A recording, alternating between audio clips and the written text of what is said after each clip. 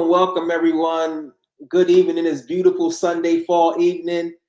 I have the pleasure of finally, for people that follow my channel. Hold on a second. Let me turn my. Let me mute that right there. I have the pleasure of finally interviewing the presser breeder. I have Skylar and Jonathan here. Am I pronouncing that Mesquite Creek Kennels? That's right. Presas. Yes. Okay. So we gonna get right into it. What made you decide? First of all, how did you even get involved with dog breeding? Like when you was a young lady, or a young girl in school, you say, you know what, I want to breed animals. How did you get into it? Because breeding is not, for people that look at it from the outside, it look real easy, but it's not. No, you're right. You're right. It's not a game either. It's not a game. It's not easy. It's not. So, I mean, as a kid, I always knew that I wanted to do something with animals, or I wanted to go the law enforcement route. And as I got older, I became a vet tech. And that's actually where I met my first pressa. But we kind of knew that we wanted to breed. We just didn't know which breed yet. We were going to do Old English Mastiffs. My husband's dad bred Shepherds and showed Shepherds. So we knew we wanted to breed. We just didn't know what. And then I met my first pressa, and it was kind of over from there. My husband's not a big people person, so getting him to go and meet this pressa that I had met and fell in love with was definitely a challenge. But once he met him, it was kind of over from there. So prior to having a pressa, what kind of dogs did you personally have? My husband had healers before me and him got together, and then I got me a Rottie as soon as I got into El Paso. And from there, what else did we have? Bullies. As a vet tech, you kind of come home with the lost and forgotten ones, or the ones that people don't have the money to pay for. So our original crew is pretty much from the clinic. So you got a pressa, and I'm sure you had to do like a lot of research. Now, when you first started out, how did you decide to go with like the breeder that you went with? As far as like, did you do any imports? Did you do No, we didn't. So that specific pressa that I met at the clinic, he was only 8 weeks old when I met him. My husband didn't meet him until he was 8 months old. So I had 8 months to do my research, ask questions, look into breeders, talk to different breeders. I probably talked to every breeder on the East Coast before my husband had even met a pressa yet. So I done a lot of digging before he ever even got a chance to meet him. And at 8 months old, this dog was still the same goofy puppy that I met at 8 weeks old. And that's kind of what sold it. We actually bought our first pressa from the same breeder, and it was also the same lineup that pressa was from. So same mom and dad. It was just a year later. Oh, okay. So full siblings. So what about the pressa that made you say, you know what, I gotta stick with this breed? Because there's thousands of breeds. What about the pressa that say, you know, I gotta stick with the pressa? Well, like I said, we were kind of sold on the Old English Mastiffs. My husband had them growing up and loved them. And then working as a vet tech, I had a crew of Old English Mastiffs that came in a lot that I was very fond of, that I helped raise as a vet tech. And that's kind of where we were. So we knew it was Mastiff, and then meeting the pressa, just his temperament, his goofiness, his size, his structure. But biggest of all is temperament. I mean, he was a massive boy. At 8 months old, he was over 150 pounds already, and he just was a monster. But he was just a goofy dog in this big dog body. Now, what are some, for the people that's not too familiar with pressas? What are some unique traits that a lot of people may not realize, and what are some misconceptions that you want to clear up about pressa canarios? Because we hear all these different stories on the internet, but we know how that goes sometimes. Absolutely. I mean, in our opinion, a dog is how you raise them, and that's any dog. It doesn't matter the breed necessarily. For an example, the breeder that we got our very first pressa from told us we would never be able to own another female pressa, that it was impossible. We own 8, and they all love each other and get along. Is that the case for every single? breeder or every single family that has the breed, maybe not. But I mean, we made it our mission to train our dogs and have control over our dogs and to socialize them the right way so that they all could live together and be together. Our dogs aren't, just thrown out in a kennel. They live in our house with us on a daily basis and interact with us and our kids and with each other. And we don't have any issues. Now, things can get a little rocky when they're in heat, but that's where the control and the training comes in. So, do you got any tips on that? Because that's an actual skill. Because I've a lot of breeds we deal with same sex aggression. Like, what are some tips that you have for people that can do that? Training and control. I mean, your dog has to know who's boss first and foremost. They have to know that you're in charge and you make the calls. They don't have a choice. Like when you speak, they do what you say. And we start training at, I mean, if it's a litter that we produce and we keep a puppy off of, we start training as early as 4 to 5 weeks old. We start crate training, we start, leash training, things like that. And then as they get older, we start, healing and, the sit, the down, long down stays.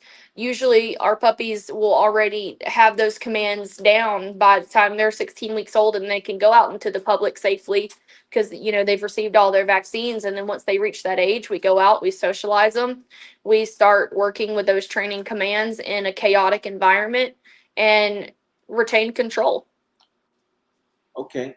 Now, are Presas naturally aloof to strangers? They are. So like ours, I know while we were messaging back and forth, I mentioned that like ours love people and they absolutely do. As long as we are present. Now, like I transport, US wide for various breeders and usually one of our pressos, accompany me. Don't approach my vehicle. Don't do things, shady or, they'll act accordingly. But if I have them on a leash and, I just walk up to someone and start talking, like they don't react in a manner that I can't control them. They sit, they wait, they watch. Now if someone is walking towards me and, they can sense that there's something not right. I mean, yeah, they'll alert me. They, become in their stance, their posture, you can tell that they don't like the situation. And I either, I evaluate the situation and redirect, or I allow them to alert and to be on standby. But they someone that they don't know can't just walk in our house. They can't, we, as long as we're present and we tell them it's okay, they're fine. But someone that we don't know, they don't know, cannot just walk in the house and everything's going to be hunky dory. It won't work out in their favor. That's a great thing right there. What would you say for a client that was interested in a Presa? What would you say based on, should they lean towards a male or a female? How are the differences between the two? It depends on what they're looking for. It depends on what genders and what breeds they already have in the home. If they have children, if they have breed experience, if they have large breed dog experience, there's so many factors that we, evaluate before we place a dog. I have clients all the time that I have a client over in East Texas. He has like a bulldog male. I guess it's a bulldog. It looks like a bulldog. And he is dead set on a male. And I've told him, the risk, and you can only educate someone so much. Yeah. And and it may be fine. And I've told him, I'm not here to tell you that it would never work. I tell him, I'm only telling you from experience, that if you don't have control over your dog that you already have in your home and you bring in a male, once that puppy becomes an adult, he may challenge. And that's something I'll say, you've got to be prepared for it, and you have to be able and be confident in yourself and in the training that you've put into the dogs to know that you have control over the situation. Because it's never the dog's fault. It's always the owner's fault. Always. It'll never be the dog's fault. We have 2 males that are brothers.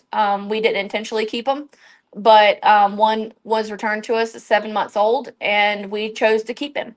and they get along just fine, but under supervision. We would never allow them to be together for playtime or any other time unsupervised, because that's just irresponsible on our end. That's some great advice for people out there, because some people sometimes they like to be like a daredevil and like put it in. Right. And, and going, Yeah. back into what we would recommend, um, everyone thinks that a male is the best way to go. It's the biggest, it's the scariest, and that's really not the case. The males genuinely have a more goofy, silly personality than the females. The females they have more of the mother nature in them that makes them guard, that makes them protective and want to protect their families. Our males, they just wouldn't hurt a fly. I mean, just to be honest, like we do little skits all the time with our dogs just to kind of see how they'll react, especially as they're aging up and they're maturing, to see how they would react to someone, coming into the property that they don't know. And we actually did it like 3 days ago, and both of they're 18 months old now. Yeah. Both of our 18-month-old males, they just kind of like are. Kratos, he kind of huffed under his breath a couple times, and then he was just like, I don't even care about this, and just started walking around. Boca, he didn't care at all. He didn't have a care in the world. He just wanted someone to come pet him, and he was wagging and pouncing on the ground, just trying to get attention. Our females, on the other hand, that was completely different. They always react. They're always ready to guard if they need to. So I mean that would be something that, I ask every single client: are you wanting a companion, or are you wanting something to protect your family? Because a male's just not the way to go, and so many people think that it is, because they're going to be bigger, they're going to look scarier, but truly every male that I feel like we've owned or met has just been goofy. I met a strange one at a gas station in Colorado. It was like 3 a.m. and I kind of got a glimpse of his back end, and I was like, "Is that a Presa?" And the guy was like, "Yeah." And immediately, dog ran over, greeted me, just happy go lucky, not a care in the world. Didn't know the dog, never seen the dog, didn't know the owner, and just a genuinely goofy personality. Wow, that's very interesting right there. I never knew that. Yeah, I mean, I've transported 2 males before. With the big breeds, I'm reluctant sometimes to accept, a transport, because once I get away from the owner, if something goes wrong, I'm a little bitty person and they could kill me in a blink of an eye. So I'm a little wary on it sometimes. But the 2 males that I've transported, one of them was over 2 years old, didn't have a care in the world, just wanted to be loved. The other one was actually the brother of one of our first male that we had ever purchased. And I was a little worried about it at first, because I didn't know if he had been socialized, didn't know his background. But same thing, just wanted to be loved and didn't have a care in the world. Wow. Now, as far as size, what's the average size for your males and what's the average size for your females? That's kind of a wide stretch, to be honest. So our first female that we bought, going back to her, she's 150 pounds and 29 inches at the wither. She is the largest female we have and is larger than our males. Our 2 18-month-old males is kind of right there with her. They're still growing, but both of the boys are about 145 right now, and they're like 27. About 27 to 28 inches at their wither. Our other male, he's a little bit on the smaller side. He comes from Athletic Lines. He's around probably 26 and a half inches at the wither, and he's about 103 pounds, 110 on a good day with his muscle. He's got lots of muscle and he's very athletic. Our females pretty much range about 100 pounds, between the 95 to 100-pound range, athletic body styles, 26 to 27 inches at the wither on most of them. We do have two females that are more short and stocky and have longer backs. They both are about 24 to 25 inches at the wither and 120 pounds. So there's kind of a wide variety. That's interesting. What are your thoughts on the recent? Is it true that the Presas standard did it recently change as far as the breed standard? It did. What's your thoughts on that? I mean, we think it's ridiculous, but I mean, that's just our opinion. Because, you know, having the presses that we have, most of them would disqualify in the weight category, which I think is silly. I don't think a weight should classify the standard of a dog. Especially like the female, I think it went down to only like in the 90s, and like that would X out all of our females. They wouldn't make that cut because they all are right at 100 pounds. Oh, okay.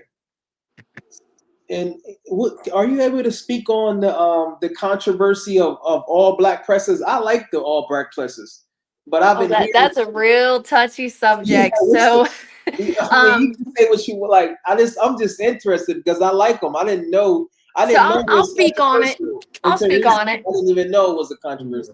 Yeah, so in our opinion, you know, when we first started out, we were 100% by the book, by the standard. You know, we were like, no, black presses aren't. It's no. If you want a black pressa, go get a Corso. That's what we told every single client, because they weren't original. But it's controversial because, you know, if you date back, some people say it is original, that you know, the US just doesn't have all the facts. And I mean, at the end of the day, none of us are ever going to know what the original truly was. It's only what people have researched and you know, brought to light. You know, because we weren't there. That was an age before us, so we don't know. We do have a black pressa now. We did not purchase her. She kind of fell into our lap, and I decided to bring her home. And she's around 18 months old now. And at first, Jonathan was like, absolutely not. Um, so my brother actually raised her for us for the first year of her life. And you know, as time has passed, and they did write it into the standard, we decided we would keep her and she'd be part of our program, because she's absolutely the best dog. Like, she has the best personality you could ever want in a pressa. I mean, she is literally the best of both worlds. She's very, very social, but she can get a fuck around and find out attitude real quick. Do you think Presses has reached a level now where you guys don't need to really have to import from overseas, or do you import? Or what's your thoughts on that? I would love to import. And we do plan to eventually. We just haven't got to that point yet in our program that we have found a breeder. A lot of it's trust, you know, trusting someone that's so far away, not knowing if we're going to spend thousands and thousands of dollars and not get anything, or get even what we expected or what they have advertised. That's hard. That's a big line, you know, to cross whenever you're spending that much money, because you just don't know.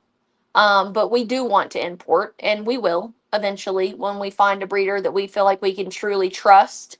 I've had several people reach out to me about, you know, sending ours out of the country, you know, wanting to purchase. We've had a lady from France. We've had a lady from Puerto Rico. Well, yeah. There was another place too, somewhere in the UK. And they just decided not to move forward due to cost. But it's definitely something that we would like to do, is get some import. We do have a lot of import in our lines, but we don't have a direct import yet. Right. So do you think that is like you have to do that, or because I be seeing like the other presser breeders on there, and like you said, it'd be less of a risk if you trust somebody from the U.S. Or do you really think it would benefit it coming from the overseas? It Because depends on what you're looking for as a breeder. Like for us, we just want to, provide families with a dog that'll protect them, but can also be the best pet that they could ever want. And I mean, right now we have that. And that's what we strive for. Make the breed better. We want to make the breed better and, make its name better because it does have a bad name because there's too many people that get them with the wrong intentions and, don't raise them right. And then accidents happen just like with any breed. So I don't feel like we need imports, if that makes sense. That's my opinion. I don't feel like we need imports. yeah, that's what I was saying because from what I hear too, a lot of times the U.S. breeders has already caught up with overseas, so there's no need to do it. You kind of waste. Yeah, and I mean a lot, and they are there's so many breeders here in the U.S. that have direct imports. So if we really wanted, something, if we ever got to that point that we're like, this is just what we want, we could find it here. Mhm. Now, for a first time client, who is the first time client where you say you take an application, Skylar and Jonathan, you say, you know what, this breed wouldn't work out for you. It actually just happened. It did. What are some qualities that they possess where you're like, you know what, I can't, in my matches, I can't give them a dog. So the first one was a gentleman from Colorado, and he basically told us that our presses weren't real presses because they were socialized. And then sent me a video of a dog trying to maul someone through a car window and said, this is what a real pressa is. And my only response to him was, I'm sorry, but our dogs are just not for you, obviously. Right. Because that's not what a real pressa is. That's what that pressa was made to be. So that was the first one. And then more so recently, I had a gentleman want one of our females, and the first question was, I want a female for a girlfriend for my male. We done our research. We looked him up. We looked at the dog. It was a pressa, but it wasn't registered. So that was the first red flag. And then, as I proceeded with the conversation of we do not sell breeding rights to our puppies, it's like they couldn't comprehend the fact of why.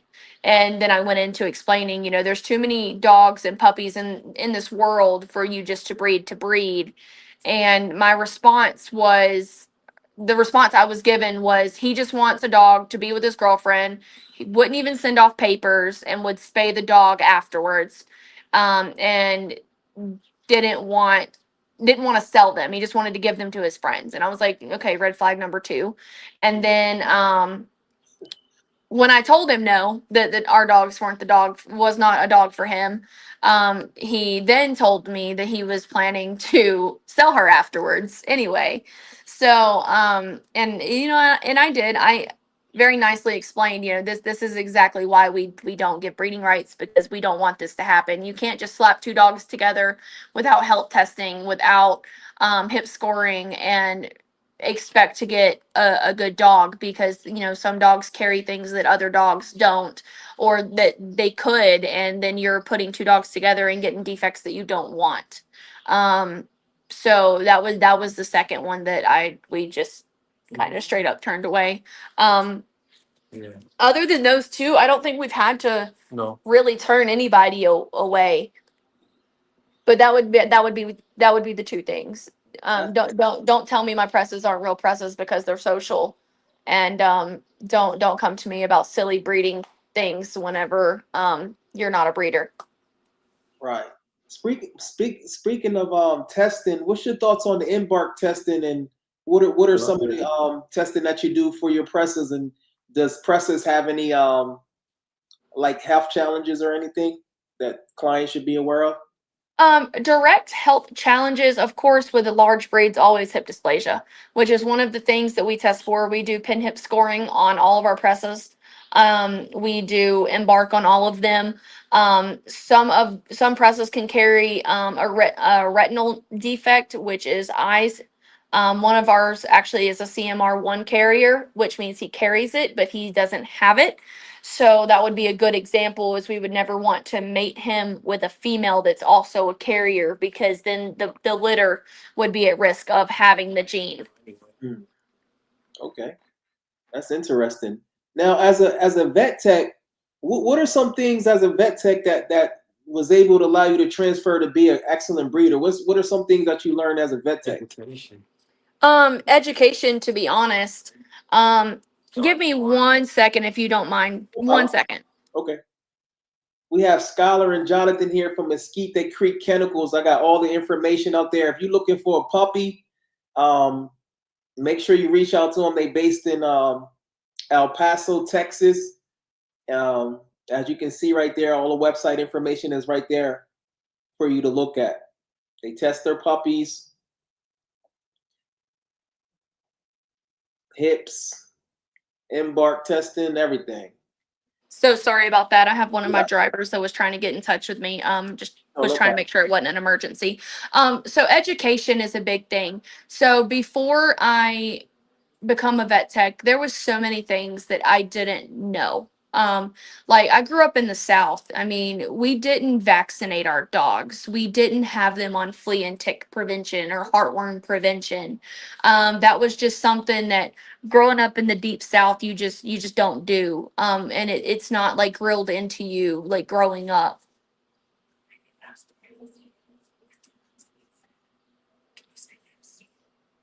One second, I'm so sorry. No, that's fine. You're welcome to talk too, Jonathan, if you feel like.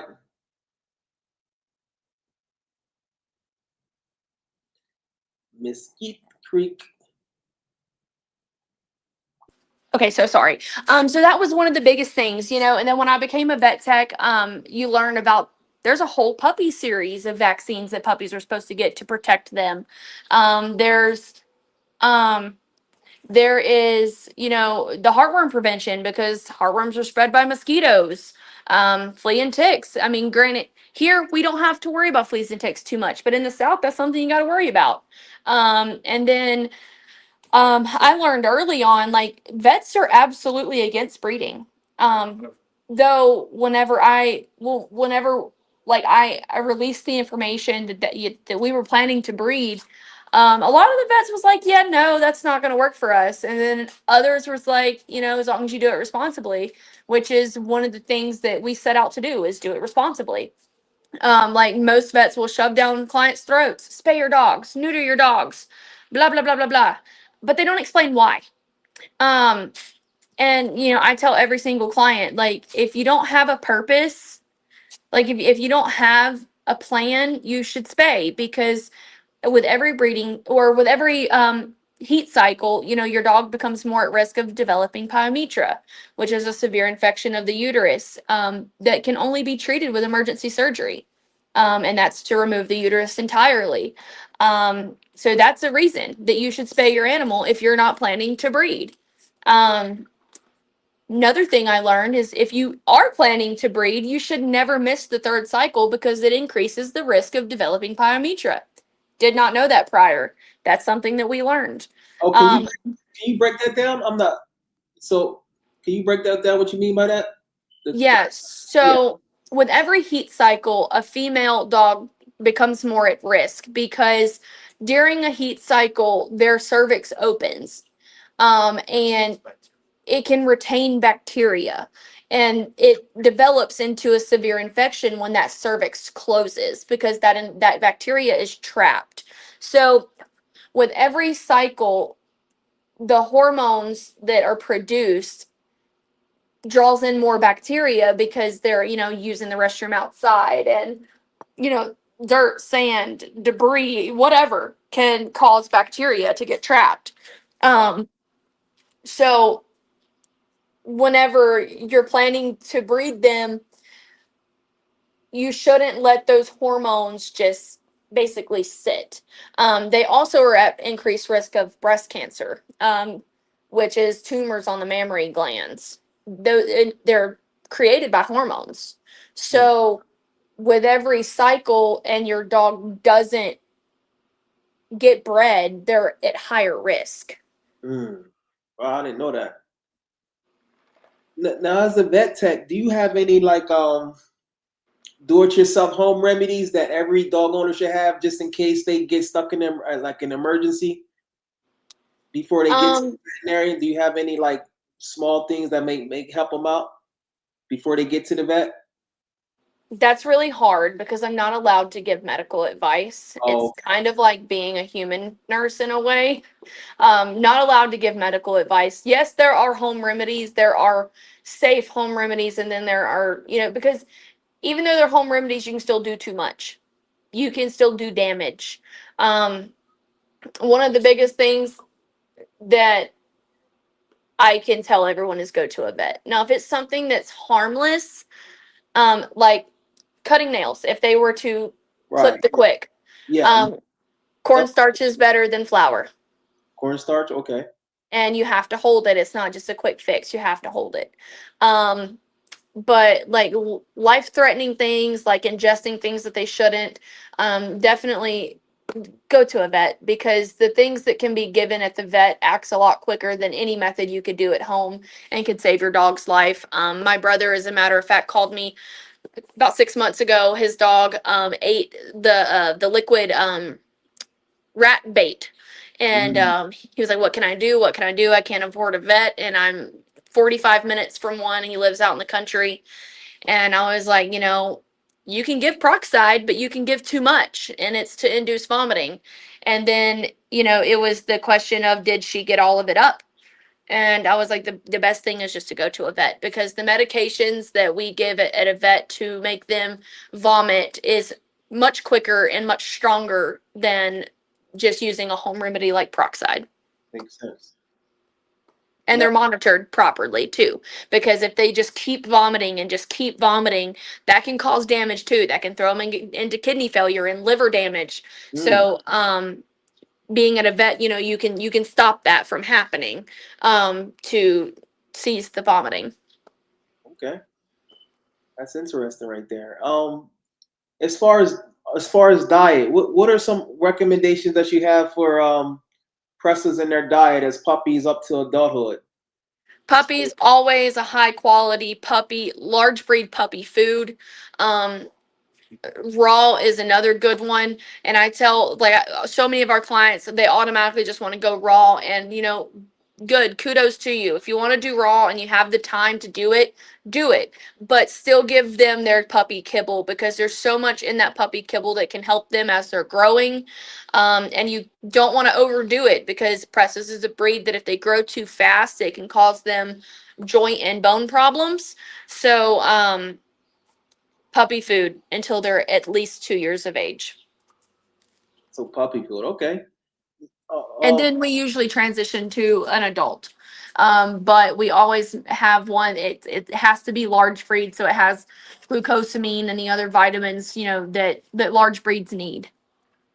I was checking out your website, Skylar. You recommend those new vet supplements? Because I was considering for my own self. I never tried it before, but I see a lot of people promote the new vet supplements, and it looks. The new vet supplements are really good. We also use SureGrow a lot for our puppies. The hip and joint supplements are for the hip and joint. That's what they're for. The SureGrows are for bone development specifically. So we use both. We've been using SureGrow since we started. We used it on our own puppies as we were purchasing them. And every litter that we've produced, we started at 8 weeks old. And SureGrow supplements are absolutely amazing, because they help levelize the growing of and the development of their bones. And the new vets are really good as well. And what's the maturation process of a Presa? When do they usually stop fully grown? When do they reach? So the height usually stops around 1. They usually don't get any taller, maybe a little bit, but not much. Usually around 1, 12 months to 15 months, you've got your height. And then they don't stop fully growing until around 2.5, 3. they'll start developing, their size. They have to develop kind of wide, if that makes sense. So they'll get broader.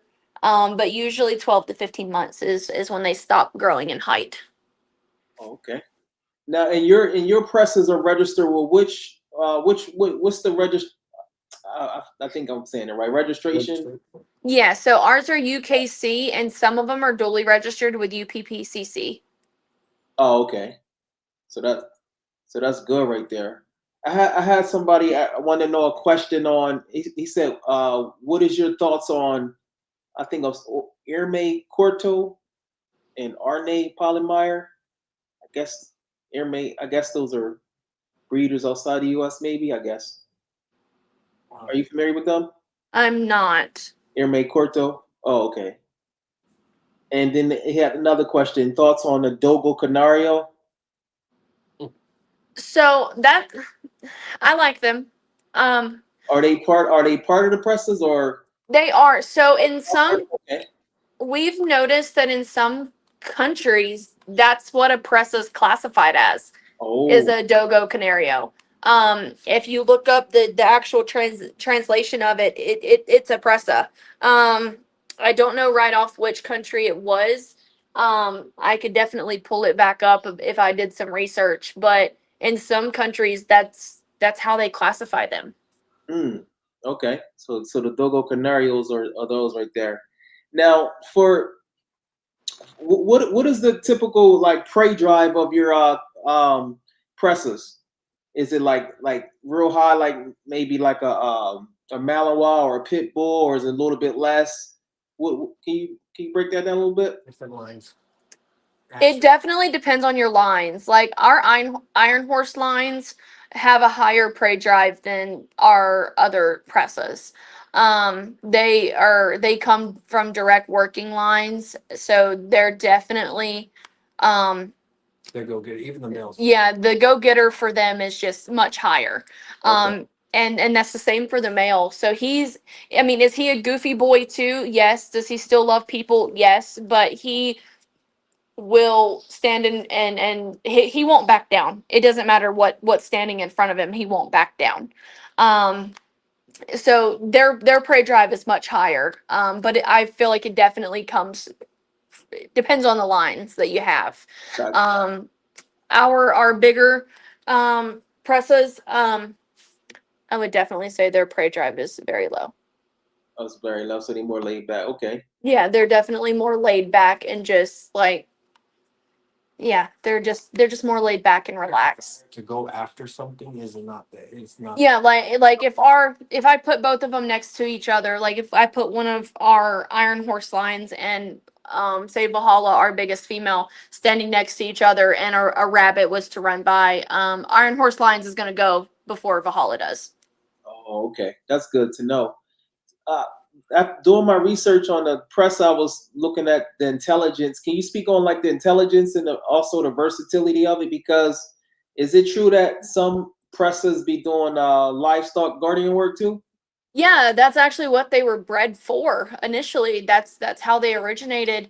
Um, and they're very smart dogs. Like they are very smart and they're stubborn. Like They're bullheaded. they're bullheaded dogs, but they're very, very smart. But yes, they do. We've encountered several people in the US that still use them as livestock guardian dogs. Oh, that's good. That's good because, like you said, like if they don't, because a dog with a high prey drive, you're not going to be able to get them to be no livestock guardian. That's not going to happen. They would take your goats and whatever it is you're trying to No. protect. They're going to take them out No, I mean, if they got high prey drive. Most, and I'm not saying oppressive, but dogs with the high prey drive. Usually, what you think? You think that's true, or with a high prey drive? I mean, they have a high prey drive, but I mean, Raised with the goats and yeah, like becomes their it becomes their family. Like Jonathan said, like if you purchase a puppy for that purpose, I mean, that is their purpose in life, is to protect that herd. So they are raised with that herd. Okay. So that's where training comes in. I mean, training is so important. So no, I don't feel like they would kill the goats and the sheep because that's Great. what they're raised to protect. That's great then. So they can do, yeah, that's a great quality because you don't want no dog to take your livestock out, you know? No, no. And I mean, just like ours, we also do boarding here at our house. Mm, And at first, or even bringing in a new dog. So when we bring in a new puppy or anything, we don't immediately just throw them into the pack. It's a process. We brought in an adult recently, end of last year, and we Jonathan he's not as optimistic as I am. I'm just gonna be honest. I was like, it'll be fine. Like it just needs to be introduced, slowly. He's like, no, it'll never work. I'm like, okay, great optimism. But I start out crating them by another dog or like the ones that I'm worried about the most. And they'll have to be crated by that specific dog for a week. Just examples.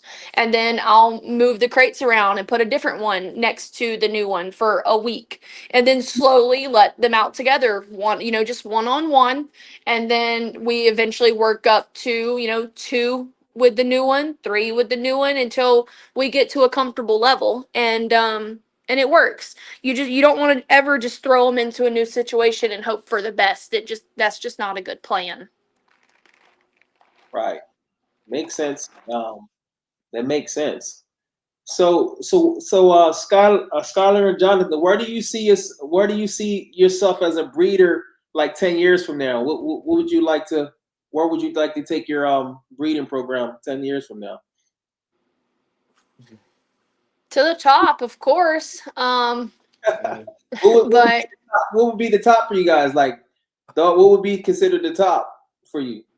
I mean, we want to get into the show world eventually. The show world is just very political, and that's not something that we typically have a desire to be a part of.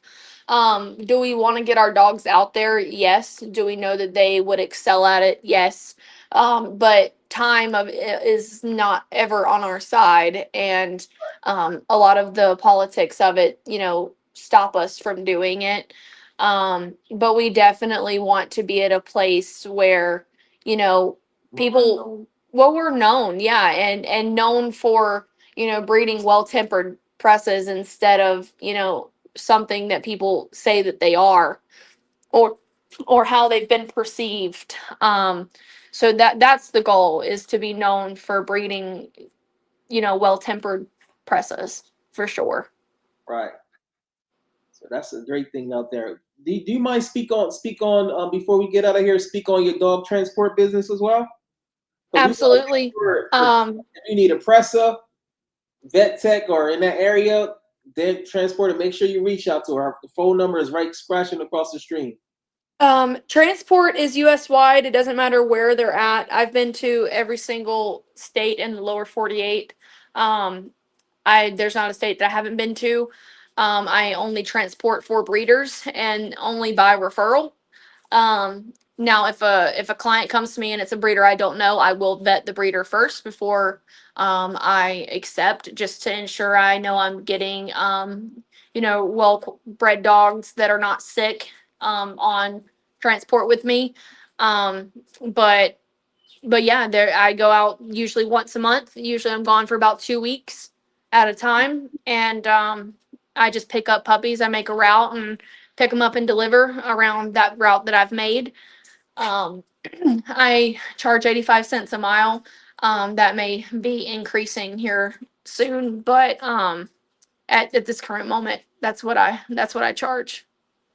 85, and you do all of the U.S. Okay, I'm gonna make sure I send Mhm. some people. Make sure I send some people to you. Because you do California, you do all Vegas, you do all over. I do all over. I absolutely hate California. I'm not shy to say it, but will I go? Yes, I will. Is the price more? Yes, it is, because everything over there is Is twice it? as as expensive as everywhere else. We do offer a flat rate for our puppies though, so that's something important to put on here, is that anyone that purchases one of our puppies, it's a flat rate for transport. It's $500. Oh, okay. So And it doesn't matter where they're at. oh, okay. Okay. Now, oh, I forgot to ask you too. In the US. In the US. Yes, yeah, that's good. You buy a puppy and you can pay $500. That's great. That's actually great. Because I mean, you're giving them a discount. What's your pup? Do you do the ear cropping, or does that include in the Yes. price with your pups? Ear crop? Yeah, so all of our puppies come cropped unless specifically asked not to be. If a puppy does not get cropped, it has to be paid for in full before the crop appointment. All of our presses are cropped at a short show crop. We will not do battle crop. If someone wants a battle crop, they have to pay for their puppy up front, and we just won't crop it, and they can crop it on their own, and pay to have it done. We won't do it. No exceptions. And but everyone, yes, every single puppy gets cropped. And we also post them before puppies go home, so our clients don't ever have to do the posting to make them stand. We do all of that before puppies go home. You hear that, guys? You looking for a presser? You want to make sure you reach out to them. 915-491-2586, because that's impressive right there. I like the short crop.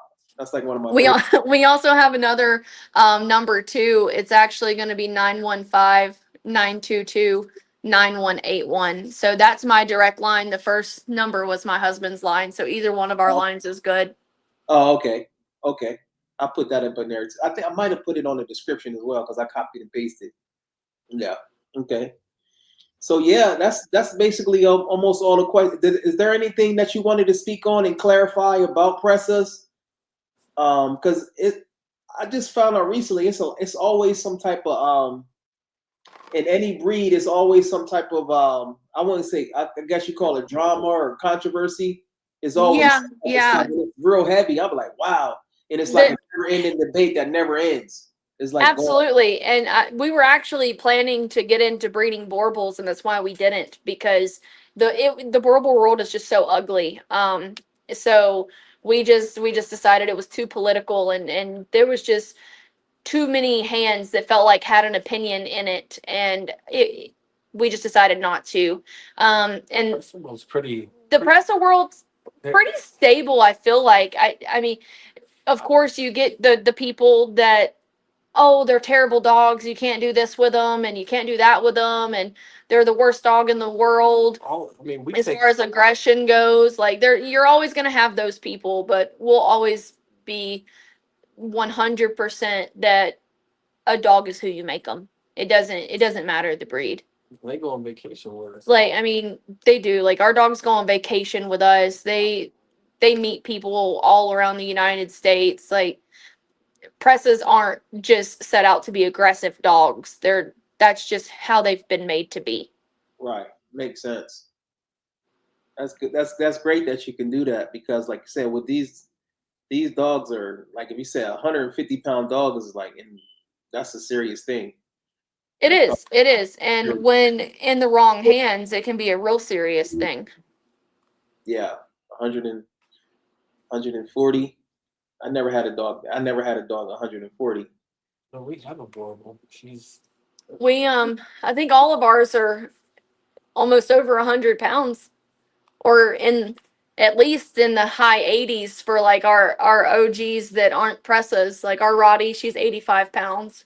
Our Bully, she's 80 pounds. So Zoe. Our Borble, she's 140 pounds. Mm. So I mean, all of ours are giants, but they're really not, again, set out to be aggressive dogs. Our Borble, like, she could never meet a stranger. She loves everybody that'll love her. So I mean, it's just one of those things. They are who you make them.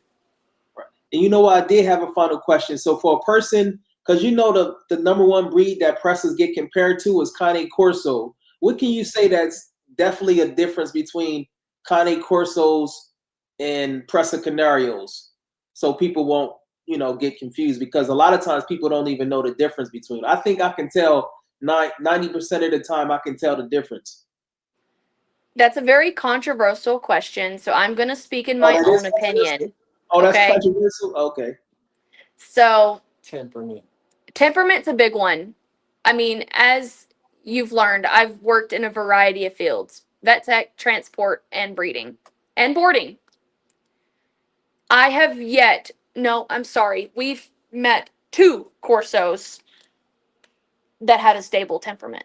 2. Mm. That's the breeding you go. And one of them we helped raise. Mm. In our opinion, Corsos have a very, very unstable temperament because of how they've been bred today and the mixes that people have given, like introduced, and I just not like, I will, this will say it all. If someone calls me for transport and it's an adult Corso, my answer is no, and it'll always be no. There will never be any let's think about it, let's talk about it. It's no. It's straight no. I've been attacked. I've been drug over a fence by a Corso. Oh. I've been drugged through a gate. I have permanent damage to my left calf from a Corso. And 8-week-old puppy. That, and it was trying to kill an 8-week-old puppy. That was how that happened. So Don't get me wrong, there are great. there are great Corsos out there if they are bred properly and they are raised properly. But we would never own one. Some key differences is they get their tails docked. Presas don't. Their body structures are different. Like the athletic Presas are much smaller than Corsos are. Now the Russian lines of Corsos are very tiny.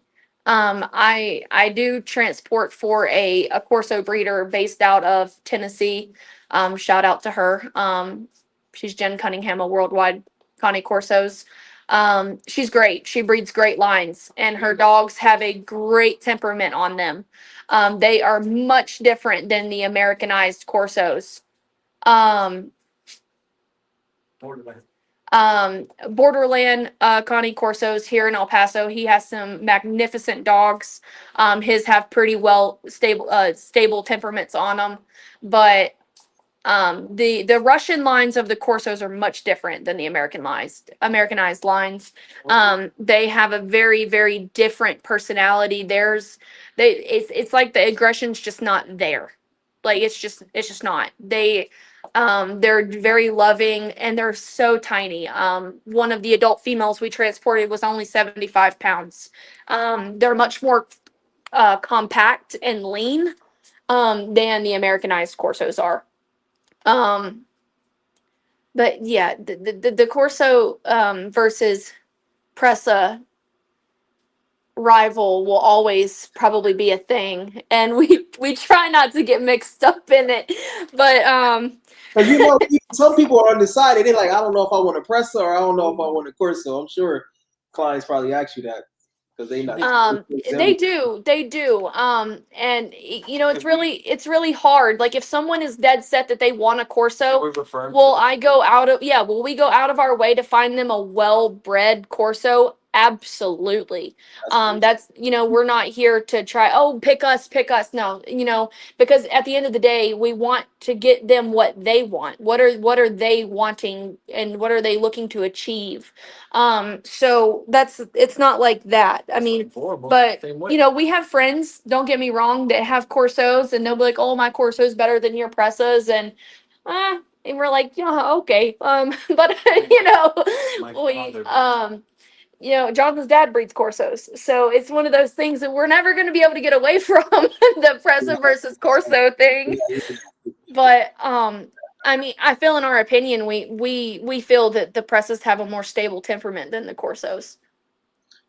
Gallo on here, he says, what Presa bloodlines does Mosquito Creek? What Presa bloodlines do you have? So we have Iron Horse. We have a line that is also, we kind of have the end of the lines. It was a kennel up in, Bear Claw? it was in Minnesota, I think it was. Taz lines. Oh, golden. I know. Golden? So it's Golden Wings. We have some. We have Fearless Guardian. Fearless Guardians. Who else do we got? We got some DG in our lines. DG Kennedy. I think Yeah. it's Georgia, right? Yep. DG is in Georgia, I think. Yeah. They are. They're They awesome. are. My second female that I purchased, She's a direct descendant of She's- DG. yeah. Oh, okay.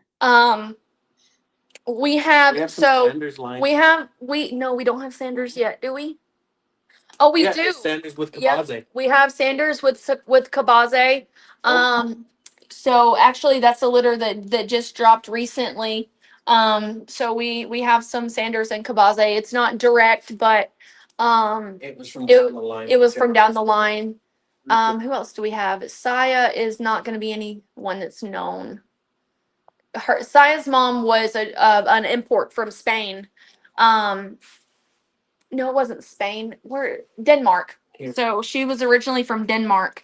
Let me pull up her lineage. Well, I can pull it up because it's on the Presa database. Someone can go on the Presa database to look up lines. All of our presses are also within the database as well. And it can be accessed. Yeah, it's public. See, look, there's Taz's page. So Taz's pedigree is the one that is kind of non-existent anymore because his breeder did stop breeding. So he was Kingdom Canine. And we love this line. So it's got a lot of imported lines in here. Golden Wings is a big one. Oh, okay. And then we have Canario Bull too, don't we? That's from Lagrathos. Lagratha's litter or Lagratha's lines. But you can go right here and you can see Here. our blood. I'll go through them real quick with you. Appreciate it. 'Cause Absolutely. I see you got a litter due around October 31st, and then you also got one in November. Y'all gonna be busy this winter? We have several coming up. Wow. So Y'all got it. Y'all got some big breeders coming up. we do. So the one that is due October 27th is her actual due date. We've had a lot of people wait for this litter for a really long time. And it's finally happening. So we're super excited about it. This is Valhalla's first litter. When you want to see what our pedigree is, just click Yeah. on our name. But here is that. Perfect. And then we have 3 litters, I think, lined up to be mated in November, but they won't be due until end of December, beginning of January. Oh, okay. I thought they was gonna be due around that. Okay, so that's cool. Yes, yes. So we have a lot of DG Iron Horse. Our Iron Horse is pretty strong. We have a lot of Kabaze Grande in our lines as well. We have, let's see, let me bring up who we got. We have Goodman lines as well. So Goodman has, let's see, There's the pedigree. Pressaholic. Pressaholic. Okay, I heard Mhm. Pressaholic. Let's see who I heard a else. Pressaholic. Yeah, I heard it. Yeah. More DG.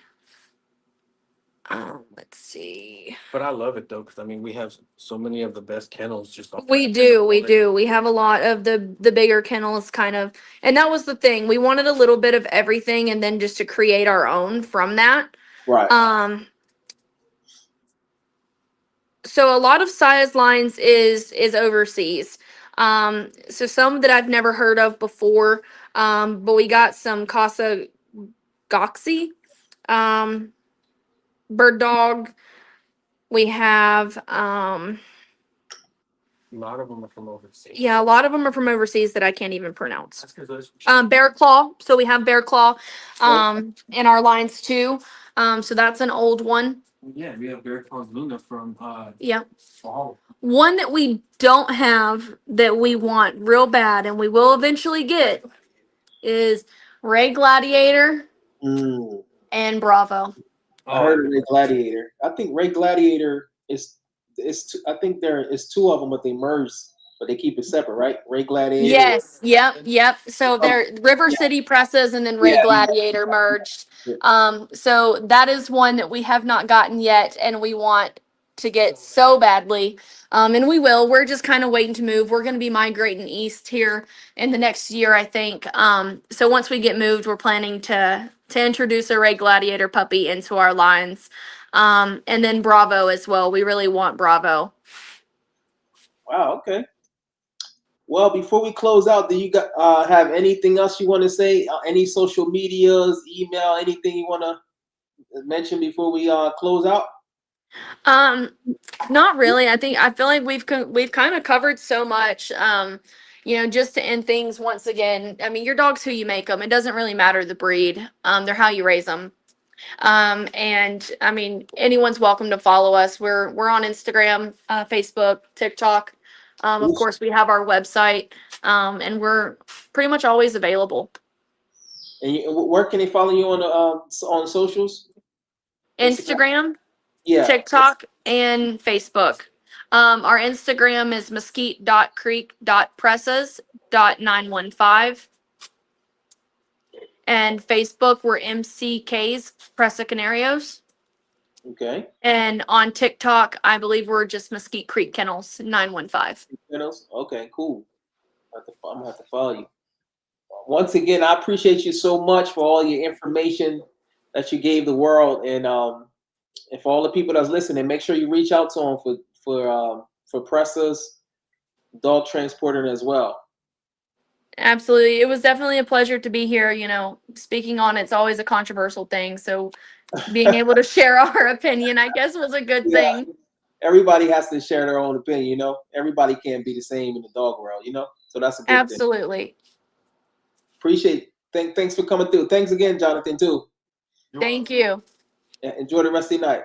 You too. Thanks.